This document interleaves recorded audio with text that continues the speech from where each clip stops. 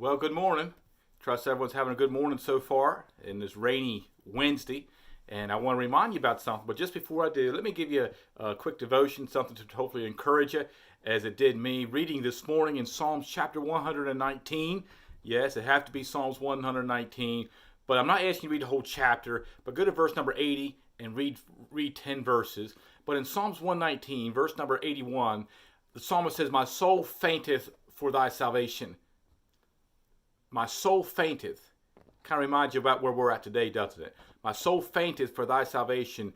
But then listen to these words. But I hope in thy word. But I hope in thy word. The psalmist cries out again for God to rescue him from his enemies. They try to trap him. They try to persecute him without cause. And here he is on the brink of despair. And the psalmist cries out in his crisis. He says, in other words, a couple verses down, he says, "I have become like a bottle in the smoke."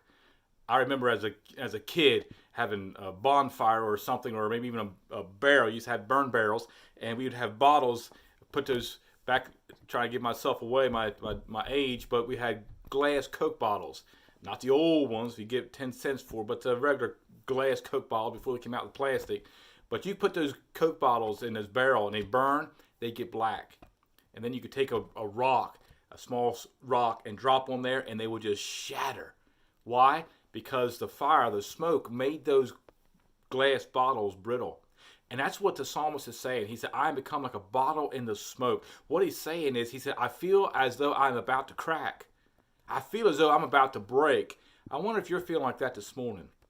If you're not, I bet your neighbors are. Bet those down the street from you are. I bet your co-workers are. People today with what's going on.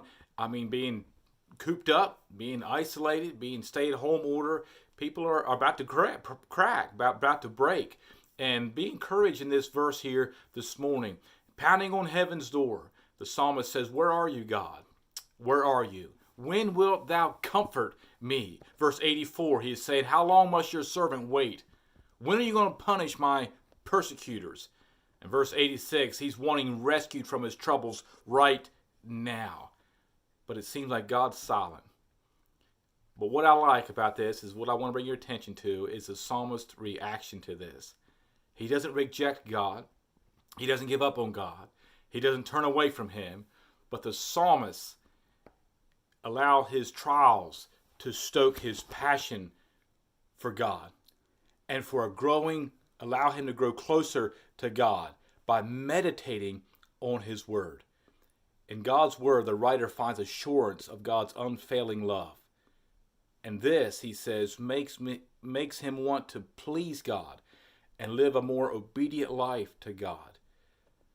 Though our troubles may or may not be as difficult as the psalmist, we're all experiencing right now, waiting on God. And while we wait, resting on God's promises, we have an opportunity to grow in following the Lord even closer. Folks, I encourage you that in his time, God will answer. Right now, through Dr. Chuck Harding, through Mission to America, he has a prayer call going all across the country, and there's like 200 pastors that have called in every night at 8:30. If you want to call in, not just pastors, but a lot of different church people are calling in, but call in at 8:30. If you want to call in, I'll give you the information. But he's got 4 or 5 pastors that pray, and they're just bombarding heaven, just praying that God would come through and would heal our land and relieve us of this crisis that we're under, this pandemic. So right now, it's been going on for 2 weeks now. And folks, it's like God's silent. It's like there's nothing happening. But can I tell you that God he's going to answer. He's going to come through, and he will deliver in his time. May we seek him during this time through his word and continue to obey and wait. He tells us if we seek him early, we'll find him. We quote Isaiah 40:31, but did you know what verse number 30 says? "Even a youth shall faint and be weary, and the young men shall utterly fail. But they that wait upon the Lord shall renew their strength. They shall mount up with wings as eagles. They shall run and not be weary. They shall walk and not faint." Keep waiting on God. claiming his promises, reading his word. I encourage you, the first thing you do when you get up in the morning is to meditate on God's word. Let God manifest himself to you through his word. It'll change your life. It'll change your day. It really will. It'll make it a better day if you do that, especially during this time. We need God. We need to rely on him. One announcement quickly, and I'm finished. And I'll try to get done before 5 minutes, but it's past that now. Not too much past, but tonight at 7 o'clock, the Mercy Baptist Church is having prayer meeting.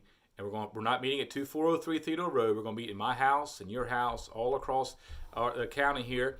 And we're going to meet on Zoom, and we're going to have prayer requests, and we're going to pray. I encourage you, tune in to tonight at 7 o'clock.